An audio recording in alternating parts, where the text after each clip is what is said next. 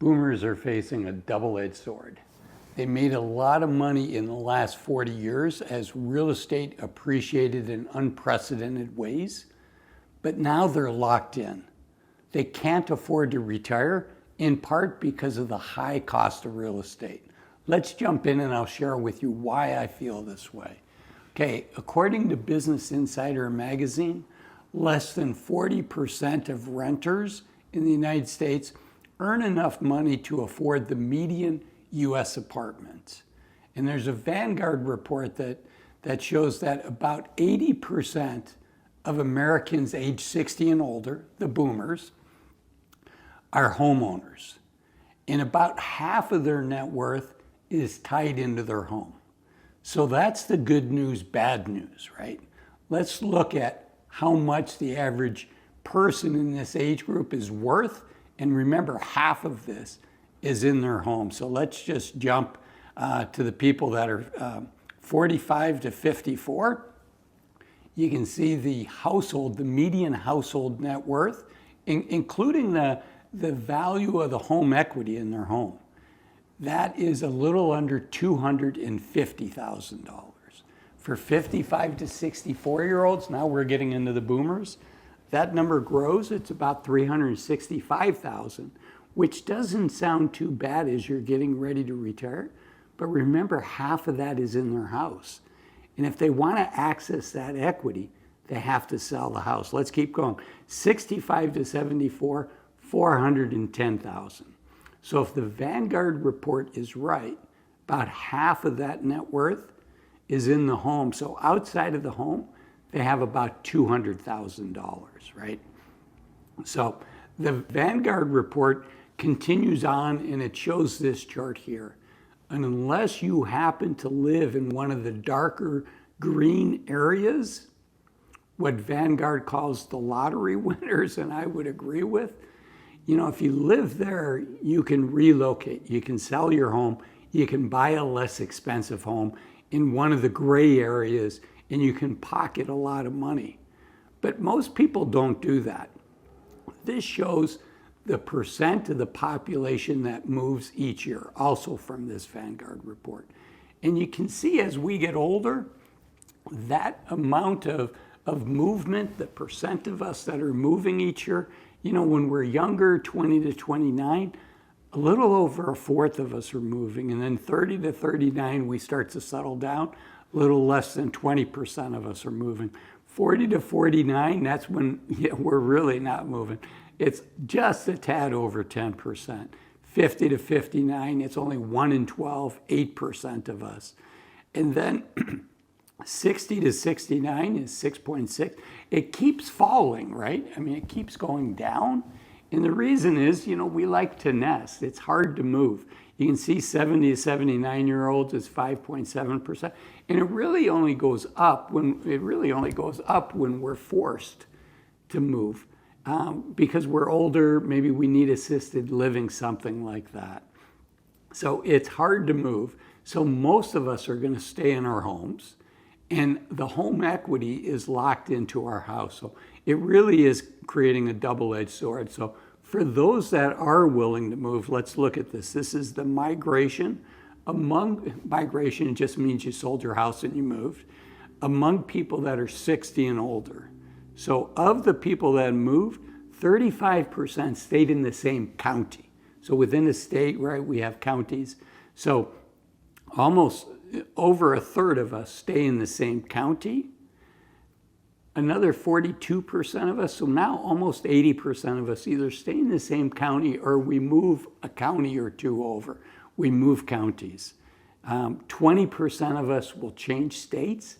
That's hard because we have our life that we've spent in our town, and it's hard to move that far away from our friends and our relatives and people that we've developed these deep, lifelong bonds with. And look at this, only 4% of Americans move abroad. Now that is one option for many of us. It's not an option for all of us. But for folks that are a little more adventurous, maybe you're good at learning languages, maybe you're curious about other cultures, moving abroad can be a great way to unlock some of the equity in your home. But you can see it's not that common. It's 1 in 25 of us are going to do that. So the vast majority of us are in our home. Half of our net worth is in the home. And if we choose to sell the home, real estate other places is expensive as well. So we really didn't gain as much as we thought. This shows how much you need to earn in order to afford a modest apartment. So now the darker blue is bad. You need to earn more money. And you can see what that is. And you can see down below that for a national average, it's $1,205 is what the average worker can afford. But nationwide, it's for a 1-bedroom apartment, it's almost $1,400 a month now. And for a 2-bedroom apartment, it almost gets to $1,700. And you can see what the comparable wage is needed to rent in these different metropolitan areas. So these are the dark blue from the chart that I showed up above. So like in Massachusetts, somebody needs to make almost $45 an hour in order to be able to afford a 2-bedroom. The FMR stands for fair market rent. In order to be able to afford a 2-bedroom apartment at fair market rent.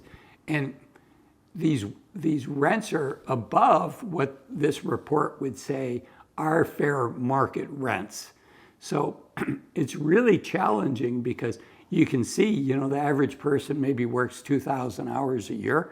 So a retiree would need to make the equivalent, would need taxable income of almost $90,000 a year to afford an apartment in Massachusetts. So if you were to sell your home, if you owned a home in Massachusetts, you'd have to have that kind of income unless you bought a home to replace that, which is not going to be inexpensive. If you're curious where your state ranks, you can pause the video, but these are the states ranked by that same 2-bedroom fair market wage rent, the FMR.